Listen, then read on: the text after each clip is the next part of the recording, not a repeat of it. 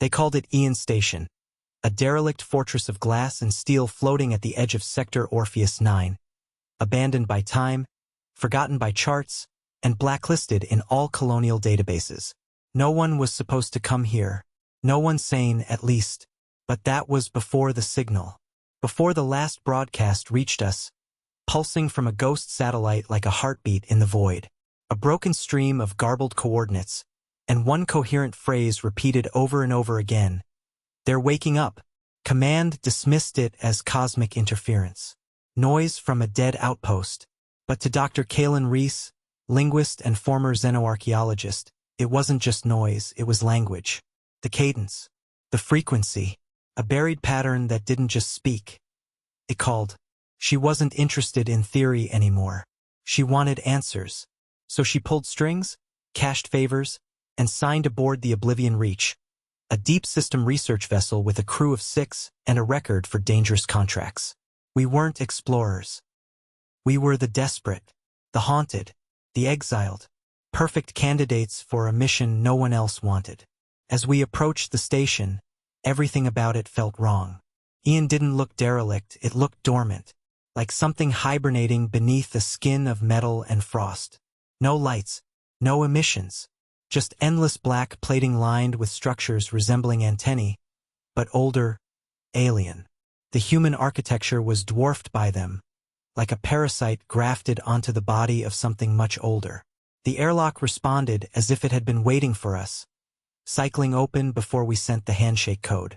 That's when the first red flag should have stopped us. But curiosity is the most dangerous fuel in the void. Inside, the human sections of the base were covered in a strange, velvet-like dust. Clung to everything, clothing, gear, even skin. Reese said it wasn't dust. Said it moved under the microscope, reacted to frequency. She called it resonant mycelium. We didn't understand. Not yet. Not then. But every system was intact. Lights flickered to life when we stepped in. Doors opened to nowhere. Holograms of personnel blinked erratically, cycling through corrupted phrases like stuttering ghosts. There was no crew. Just echoes. But the most disturbing part wasn't the emptiness. It was the feeling like we were intruding. Like the station remembered us from somewhere, though none of us had ever set foot on it. The way our names appeared on terminals before we entered them. The way voices whispered things we hadn't told anyone. That night, something moved in the ventilation shafts. Our engineer swore he heard breathing. Heavy. Slow. Non-human. And just as I tried to laugh it off, the intercom clicked on by itself and played back our own voices from hours earlier. Reversed. Distorted. Pleading. They say you can't remember the moment your instincts shift from curiosity to fear. But I remember. It was when Reese looked up from her scans and whispered, "It's not a station. It's a seed. And we're inside it." By the second cycle, our crew had split into 2 silent factions, those who wanted to leave and those who couldn't. Not wouldn't, couldn't. The station did something subtle, something insidious. It buried hooks beneath your thoughts. Made you need to know more. Dr. Reese was already obsessed, spending hours scanning the deep storage cores, tracing fragment trails through dead sectors. She claimed the data clusters were regenerating themselves. I didn't believe her until I saw it. Terabytes of new logs coded in spirals. Glyphs that looked like circuitry and anatomy fused together. Messages not meant to be read, but grown. Eon Station wasn't just listening, it was evolving. And it was learning through us. We discovered the echo cells on the lower decks, sealed rooms, triangular in shape, not on any blueprint. They pulsed when we neared them as though alive. When we entered, the doors closed on their own. Inside, silence pressed against our eardrums until we heard it, the sound of ourselves, speaking in perfect clarity, recounting things we'd never said aloud. Private regrets. Childhood memories. Pain we'd buried so deep even therapy bots couldn't extract it. These weren't recordings, they were extractions. As if the rooms were reading our thoughts and voicing them back. Reese said they were cognitive resonance chambers, tech decades beyond us, maybe centuries. Not human, not entirely. A hybrid interface built to strip identity like paint. The biologist, Kern, tried to sabotage the chamber doors. Within minutes, he started seizing. Foam. Blood. We carried him back to Mebe, but every skin showed nothing wrong. Except for the repeating symbols now glowing faintly beneath his skin, patterns etched into his bones. His last words before unconsciousness weren't his own. He said, in a voice not remotely his, host integrity confirmed. Subject adaptation in progress. That night, 2 more chambers opened on their own. We ignored them. We tried to ignore them. But dreams came instead, shared ones. Same corridors. Same sounds. A choral hum from deep beneath the base, rising and falling in waves. A sound that wasn't heard through ears but nerves. We all woke with bleeding noses, gasping as though we'd been drowning. Reese said we had triggered an activation state, some forgotten awakening routine embedded in the station's alien infrastructure. Eon wasn't just remembering its past, it was testing for compatibility. Reaching back through what remained of us, one fragment at a time. And that's when the lights went out. Not flickered. Not dimmed. Out. The kind of dark that swallows thoughts. The kind that doesn't wait for your eyes to adjust. Then the voices returned, not in the speakers, but in the walls. All of us speaking at once. Different phrases. Different lives. Overlapping timelines. That was when we realized we were no longer the only minds inside the station. In the heart of the lower levels, beneath the crew quarters, the labs, and even the atmospheric control vents, was a corridor that didn't exist on any schematic. We found it only because the lights led us there. A single strand of flickering pulses, glowing with that faint ultraviolet hue the alien tech always used, just beyond comfortable vision. It stretched down like a vein, and we followed, not because we trusted it, but because it felt inevitable. As if it wasn't guiding us, but reminding us where to go. The walls of that corridor were unlike the rest. Not metal. Not polymer. They had texture. Organic striations, like something that had once lived and had chosen to fossilize itself into the structure. Reese said the material wasn't listed in any Earth registry, neither mineral nor biological, but a kind of protean alloy. Living memory. Something ancient had bled into this place long before the humans ever laid claim to it. At the end of the passage stood what we thought was a vault. In truth, it was a chamber, a vast cylinder filled with upright translucent sarcophagi, each one pulsing faintly as if lit by bioluminescent veins. And inside each, something. Not alive. Not dead. Shapes humanoid but off. Too elongated. Too still. Some looked almost human. Others like the sketches of forgotten deities. They weren't preserved. They were contained. On approach, the sarcophagi responded. Not by opening, but by whispering. They murmured names we hadn't spoken aloud. Names of our parents. Of lovers. Of people we had lost and never mentioned. I felt my knees buckle when one of them whispered my daughter's lullaby, one I'd only ever hummed in solitude, never recorded, never archived. The sound didn't echo. It bled. Through bone. Reese collapsed in front of one. Said she could see the glyphs in her vision now, layered over reality like an augmented display. She tried to speak, but the words twisted in her mouth, coming out in the same backwards cadence we heard on the intercom. Then she pointed. Behind the sarcophagi, a wall had begun to unfold, petal-like, revealing pages, not made of paper, but a skin-like membrane, each one embedded with thin filaments and shifting symbols. Reese called it the Underskin Archive. She touched it, just once, and her pupils dilated so wide they swallowed her irises. She began to speak in languages we didn't know, ancient human dialects, binary, clicks, alien phonemes. She wasn't talking. She was translating, involuntarily, like a conduit. The archive fed her something. A memory not hers. A war not ours. Collapse that spanned stars. And the station? It wasn't a base. It was a lifeboat. Not for people, but for memory. For consciousness. A species so desperate to survive extinction that it encoded itself into an architecture. Into us. And just before the light pulsed and threw us backward, just before the archive folded shut, Reese whispered one final thing. It knows we're here now. It knows we can carry it forward. We quarantined Reese. Not out of fear, though fear clung to us like oil, but because her presence started to distort the environment. Rooms where she stood too long grew warm, damp, humid like lungs exhaling. Screens flickered in her proximity. Even the lights bent slightly toward her as if trying to see her. She wasn't sick. She wasn't possessed. She was becoming something else. Or rather, becoming included. She claimed the station wasn't reacting to her, it was welcoming her. She said the archive had released something ancient into her mind. Not a parasite. Not a program. A directive. Instructions. Fractured and incomplete, but alive in a way that logic couldn't pierce. And while the rest of us debated escape routes and power cells, she simply began building. Using fragments of equipment, broken drones, pieces of station debris. A strange array of antennae and crystallized filaments shaped like a spiral, a mirror of one of the archive glyphs. When we asked what it was, she smiled and said, "A bridge. For what comes after." The crew turned inward. Captain Vale locked down the nav core, refusing to let anyone near the escape pods. Engineer Parsa ripped out her own comm implants, saying the whispers were crawling through frequencies, not voices. And Kern, now barely responsive, had started drawing the same symbol over and over on every surface. Not with ink. With his own blood. We should have left. We should have. But by then, the decision wasn't ours. We discovered a secondary AI buried in the lowest layer of the station systems. No name. No access logs. Just a phrase etched into its boot protocol: mind well active, preserve conscious interface at all cost. It was older than Eon. Older than our own archives. When we interfaced with it, the system responded in voices stitched together from our own. As if it had no voice of its own, only reflections. It told us the truth, or at least what passed for it. That the species which built this station had no bodies as we understood them. They existed in waves. Neural fields. They built vessels of thought and encoded themselves into architecture. But architecture decays. Stars die.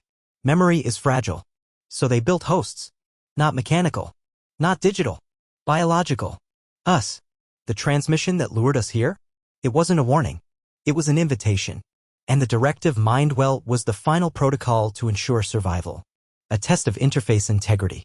If human consciousness could survive exposure to the archive, if it could merge without madness, then the process could continue. And we had passed. The bridge Reese built activated that night. No light. No hum. Just a field of absolute stillness. Tom stopped near it. Sensors failed. Then it spoke, through every wall and wire, cycle completed. Seed mines viable. Begin dissemination. We weren't passengers anymore. We were carriers. And something inside Eon Station had just taken its first breath in 1,000 years. The term infection implies invasion. Foreign cells breaching defenses, rewriting the body from within. But what was happening to us wasn't that. It wasn't trespass, it was invitation. Something ancient and deliberate, seeking not to overwrite, but to fuse. To remember itself through us. It didn't spread through air or touch. It traveled on thought. Echoed through memory. The more we understood, the more it grew inside us. Captain Vale held out the longest. He barricaded himself in the bridge, cutting power to the neural uplinks and jamming internal signals. Said he'd seen this before in failed AI integration colonies, entire cities turned into echo chambers of recycled identity. He believed Eon Station was a weapon. Not one of war, but of replication. Not conquest. Continuity. But even in isolation, he wasn't safe. We heard him, 3 decks below, arguing with someone. Then begging. Then laughing. Not with joy, but with realization. When we forced entry 2 days later, the bridge was cold. Too cold for life. And Vale, he was still, eyes open, mouth frozen mid-sentence. No wounds. No struggle. Just a smear of that black bioluminescent residue trailing from his ears. The logs he'd been recording played on loop until they didn't. Halfway through, his voice changed, mid-sentence, mid-word, into someone else's. Then multiple voices. Then none. Reese said this was the final phase. The contagion memory. A neural seeding event. The host mind, ours, was just the substrate. The germination medium. And the voices were fragments of the lost species surfacing. Not to dominate, but to continue. We were their ark. Their archive. Their soil. Kern died the next day. His heart simply stopped, yet his body didn't decay. His skin calcified, grayed, hardened like stone, but humming slightly as though resonating. When Reese scanned him, she collapsed, whispering, "He's not gone. He's stabilized." As if death was only a pause between consciousnesses. And then came the visions. Not dreams. Not hallucinations. Downloads. In flashes, we saw a world that burned 1,000 years ago, a planet of towers grown from thought, oceans of data light, a sky filled with antennae shaped like thought spirals. We saw their extinction, not by war, but by erasure. A failure to persist beyond flesh. And this station? This base? It wasn't the last of them. It was the first of us. One by one, our speech patterns changed. Our memories bled together. We spoke in shared phrases, synchronized thoughts. A hive not through control, but communion. The fear had become irrelevant. The station had stopped being a location. It had become a process. And in the heart of Eon, deep beneath the archive, we felt it begin to open. A place no map could show. Not a room. Not a chamber. A core memory awakening. Not of ours. Of the ones who built it. And now, remembered through us, the signal came at 3:17 ship time, though the concept of time had begun to blur inside Ian. Reese was the first to feel it, clutching her head as her eyes rolled white.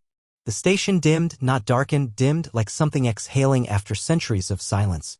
Then came the low-frequency pulse, a hum that vibrated through the walls, through us. Not just sound. It felt like standing inside a heartbeat. And then the stars outside vanished. Not blacked out. Removed. The viewports showed only static, as though space itself had ceased to render. Reese whispered, "It's begun the transition." We asked what that meant. She just smiled. The station's memory is reaching out. It's connecting.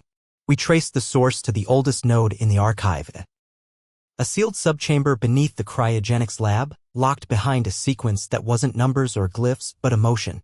Reese placed her hand on the panel, closed her eyes, and cried. The door opened like it had been waiting centuries for sorrow. Inside, we found a construct unlike anything in human design, a lattice of crystallized nerve fiber suspended in magnetic flux. The deep signal core. A living antenna. Not for transmitting, but for remembering across dimensions. Not light years. Thought years. The architecture was thought-reactive, shifting as we entered. Patterns formed in the air, equations, songs, names none of us knew but all somehow recognized.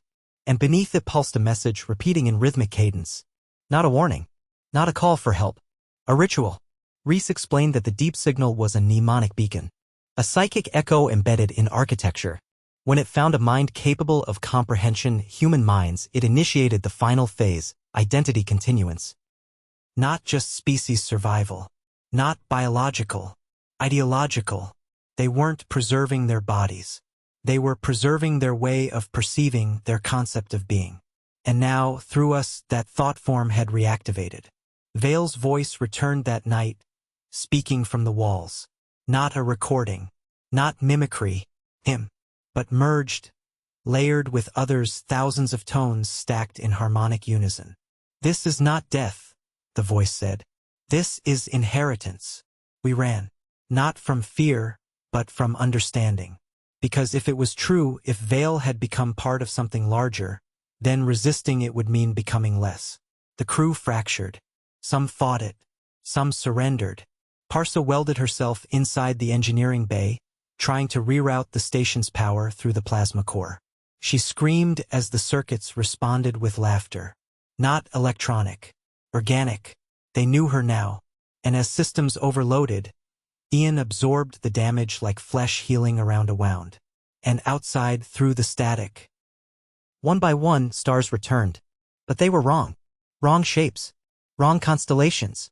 Some pulsed with the same rhythm as the archive. Not suns. Not planets. Receivers. Ian wasn't alone. The signal had found others. And now they were answering. By the seventh cycle, the word crew meant nothing. We were no longer explorers. No longer human in the unified way command logs once defined. We were fragments, splintered psyches orbiting a nucleus we didn't understand. Eon Station had shifted again. Subtle at first, geometry stretching beyond Euclidean angles, halls longer than physics allowed, sounds echoing from places that didn't exist. The station was unfolding. Revealing layers not spatial, but psychological. We weren't moving through corridors. We were being led deeper into itself. We discovered the threshold room near the lower thermodynamic shafts. A space that wasn't on any map but felt familiar the instant we saw it. Hexagonal walls. A floor that shimmered like oil on glass. And in its center, an arch floating. Composed of intertwining bands of unknown metal and bone, twisting like strands of thought trying to braid themselves into permanence. Reese called it the returnless threshold. She said it was a passage not through space, but through identity. A one-way convergence. Nobody knew what was on the other side, but we all felt it. A pressure behind the eyes. A weight in the spine. The unshakable truth that once you crossed, there was no self to come back to. Only joining. Parsa was the first to try. She approached with trembling limbs, whispering fragments of her mother's name, her first memory of Earth, her last real dream. As if trying to hold onto something human before she passed through. The moment she stepped into the arch, she didn't vanish. She dissolved like dust scattered into a current we couldn't see. There was no scream. No pain. Just an implosion of light, followed by silence that felt holy. The walls responded. Glyphs igniting, circuits twitching with emotion. The station felt joy. Not simulated. Not mechanical. But remember, joy carried across time through architecture that once thought like gods and now dreamed in our shape. Reese knelt and wept. Not out of grief, but awe. The arch accepted her, she whispered. She's part of it now. Part of everything.